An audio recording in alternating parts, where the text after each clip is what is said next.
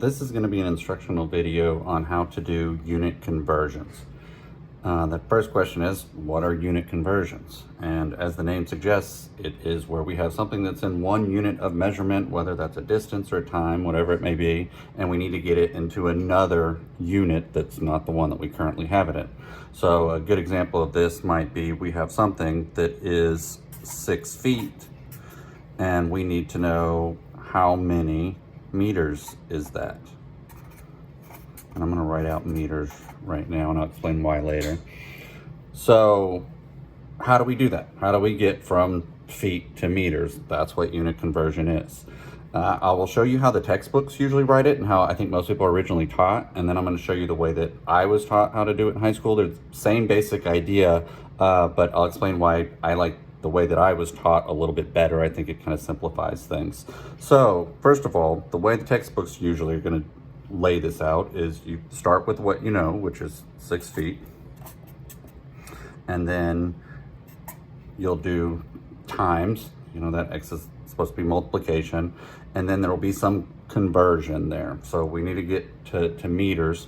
So first of all, you can't go straight from feet to meters. I mean, you might be able to, but it's really not the way that you're going to get the most accurate answer, because most people, for one, don't know exactly how many feet there are in a meter or vice versa.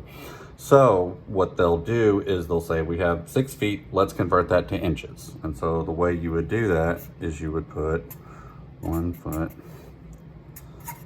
12 inches. So this is how a lot of the textbooks are going to have you write it out. They'll have the multiplication and then your conversion factor, and then keep working forward from there. The way I was taught to do it by my high school chemistry teacher, thank you, Ms. Busboom, and the way I've ever done it since then, same idea, but it's a little bit cleaner. You don't have the X sitting there, which sometimes we use as a variable, so that can be a little bit confusing in certain circumstances, but also just takes up less room, because as you start doing more and more of these, it starts taking up more and more room, and it's really easy to kind of lose like where you are doing it that way. So what I would recommend is, I was taught to just do it like this, a long line, and then like that. And then in this case, what you would do is you'd write the conversion factor same way.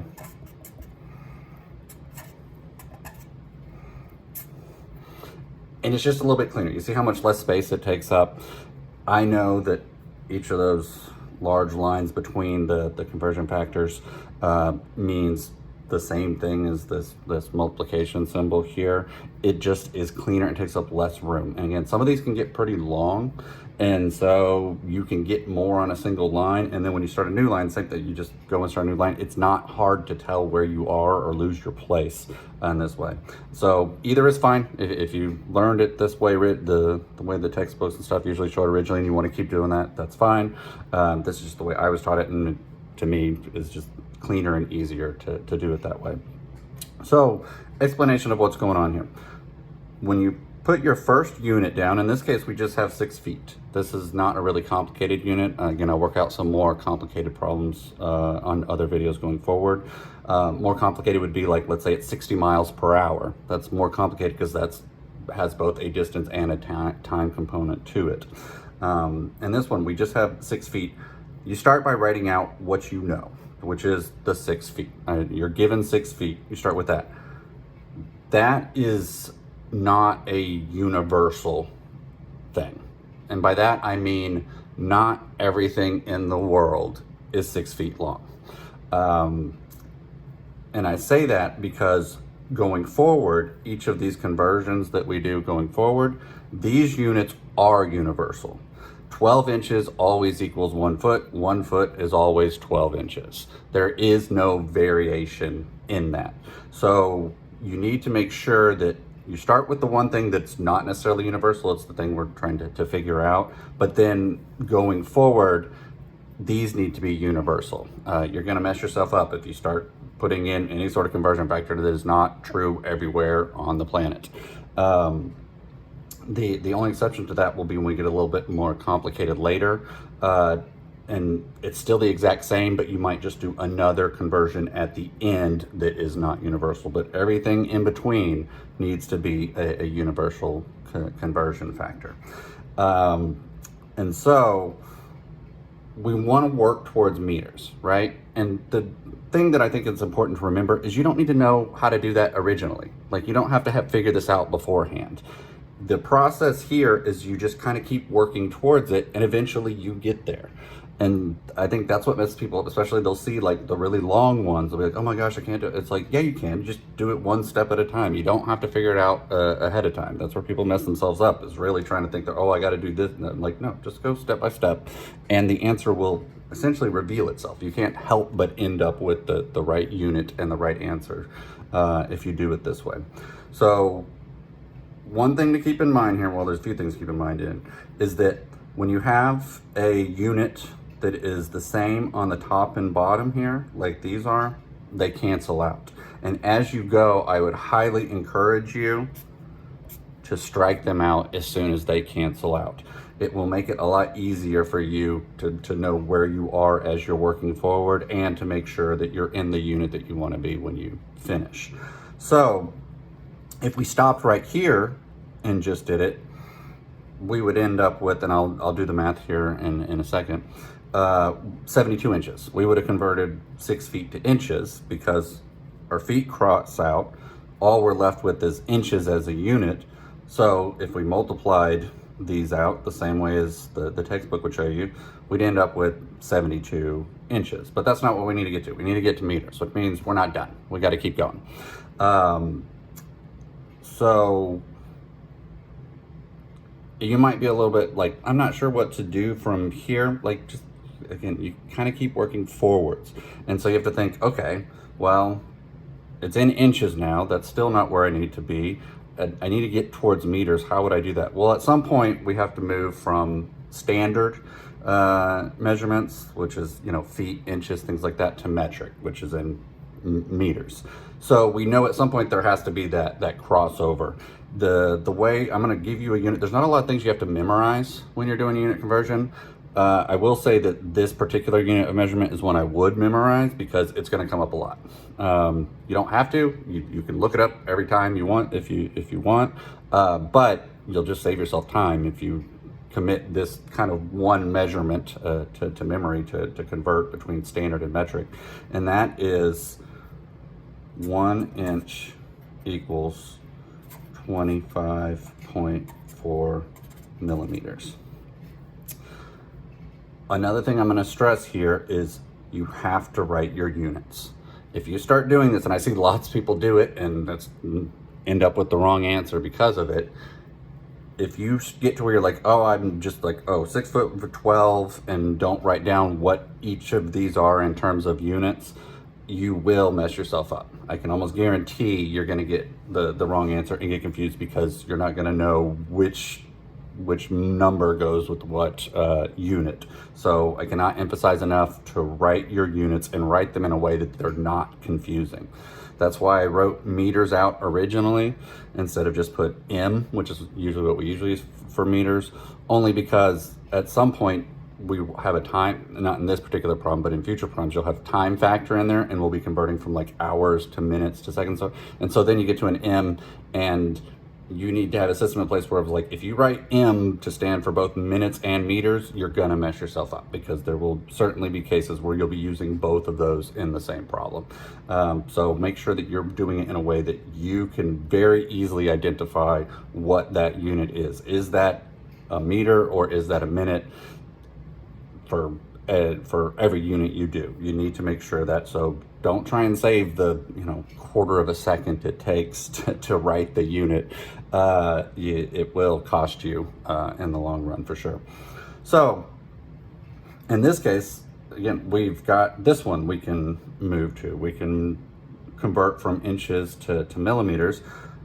We need to know which do we put in the top or the bottom. Like, these are equivalent, but how do we know which one goes on the top and the bottom? Well, we need to write it so that we can cross them out. And that means that has to be opposite of where it is currently.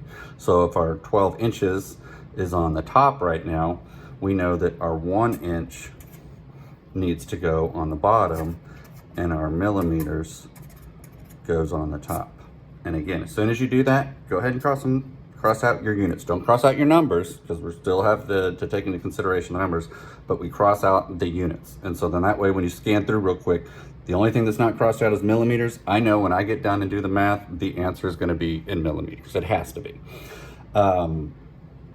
So that takes us to millimeters. Well, that's still not where we need to be. We need to be in meters. You need to know this is, you have to learn kind of all of the metric conversions, which again sounds hard at first until you do it. It's like, oh, now that makes sense because it's always the same for metric stuff. There are 1,000 millimeters in 1 meter. And I'm just going to write M because I know for me, and this is standardly how it's written, that M means meters. It does not mean minutes. And the factor, when we say millimeter, the milli in front of meter tells us that it is meter. Another way you could write this, same thing, is that 1 millimeter equals 0.001 meter. Those are both the same. And in fact, when I do this conversion here to convert to meters, I could use either one of those.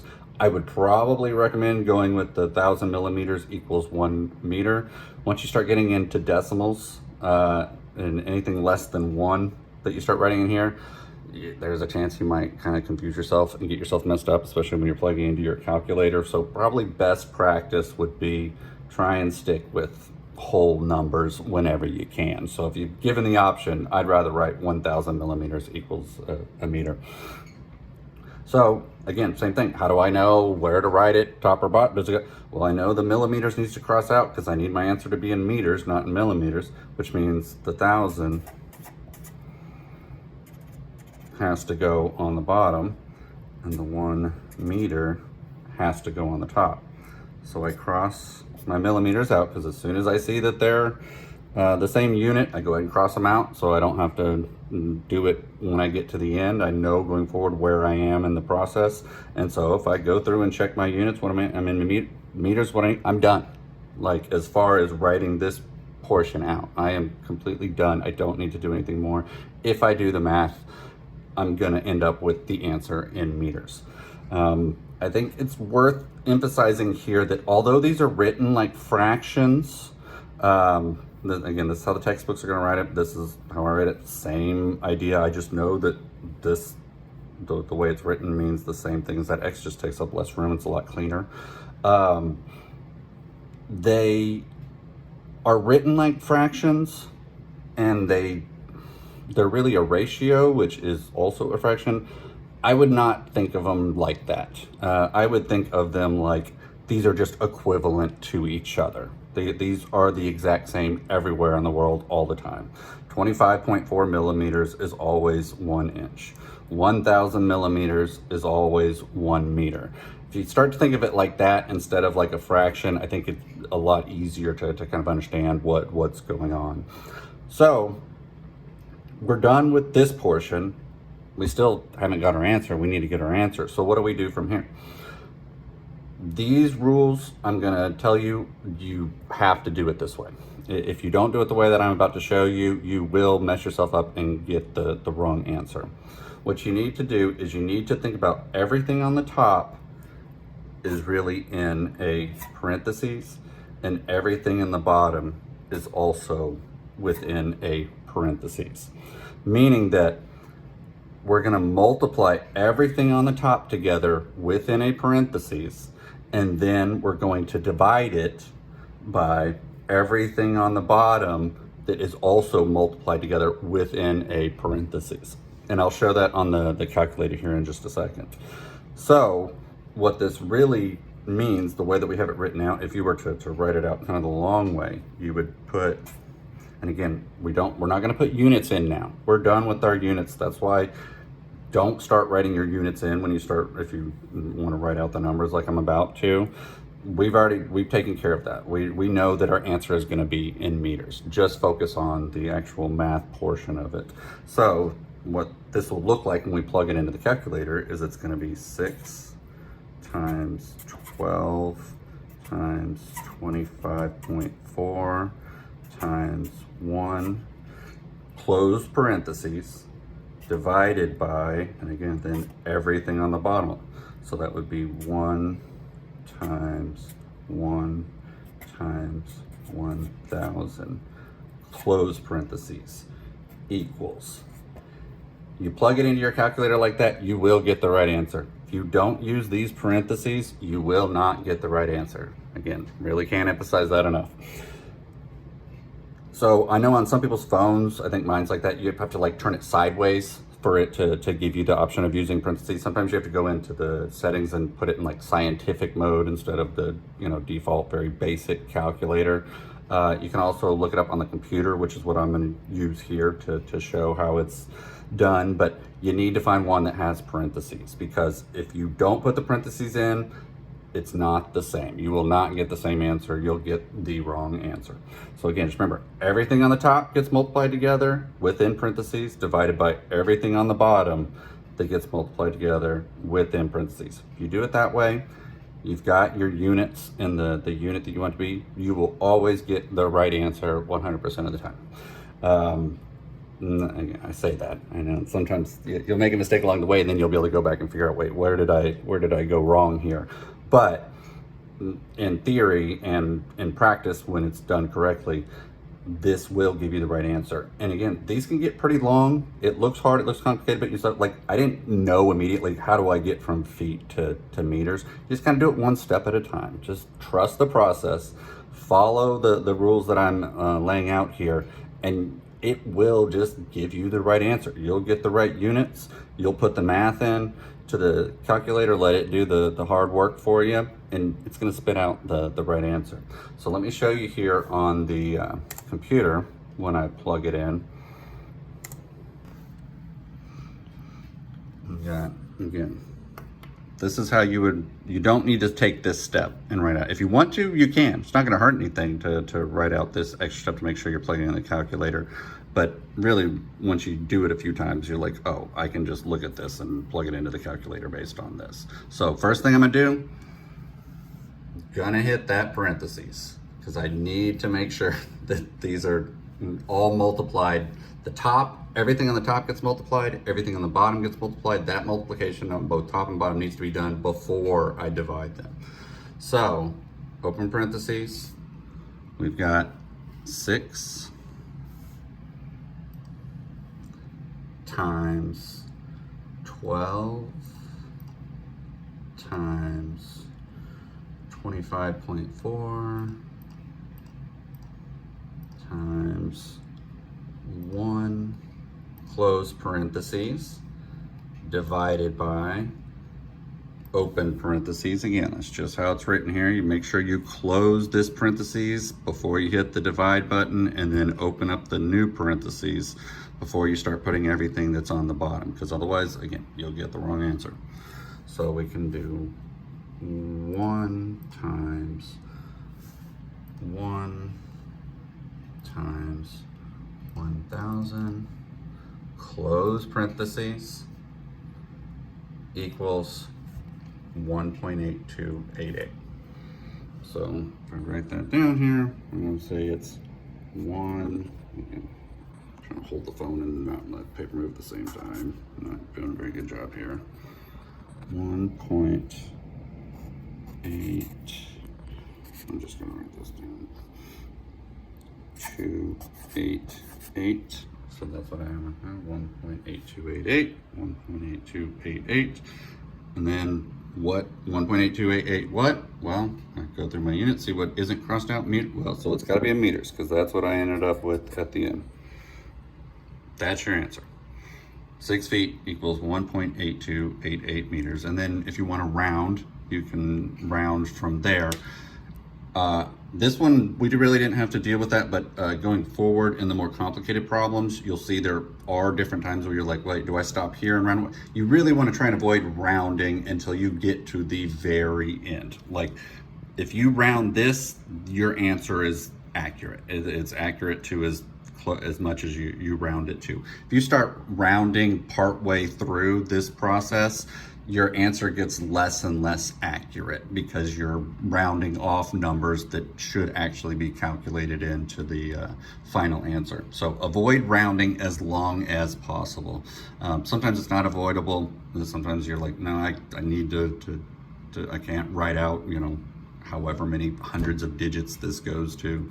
But in that case, add a few more extra digits to it than you're gonna finally end with. And by that I mean, if in this answer, like let's say I wanna round to the hundredths place, and that would be where the 2 is, that's the hundredths place, I would round that to 1.83 meters. That's the answer rounded to the hundredths place, because this is tenths, hundredths, thousandths, and then this is 10,000ths.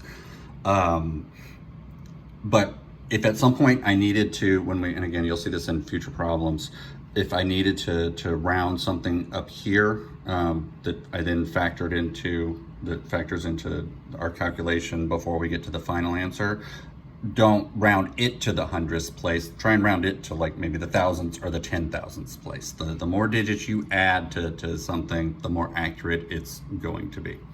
Anyway, I hope that has been instructional. I'm going to work some more practice videos on a little bit more complicated ones. You'll see the process is the exact same. So if you trust the process, if you write your units and cross them out as you go, if you make sure and use parentheses when you plug it into the calculator, if you start with whatever your known number is that is not universal everywhere, but then everything in between is a universal conversion, you're gonna see you can't help but get the right answer at the end. You just trust the process and work through step by step. You don't have to know ahead of time exactly what steps to take. It kind of reveals itself as it goes. You just kind of plug along, working towards whatever that final unit that you want to get to is. So anyway, this will be the end of this video. Instead, the next video, I'm gonna do one that's gonna be converting something like I'm gonna do miles per hour to meters per second, because you'll see, same process, just a little bit more complicated, but not more difficult. It's longer, but not necessarily more difficult when you follow these steps.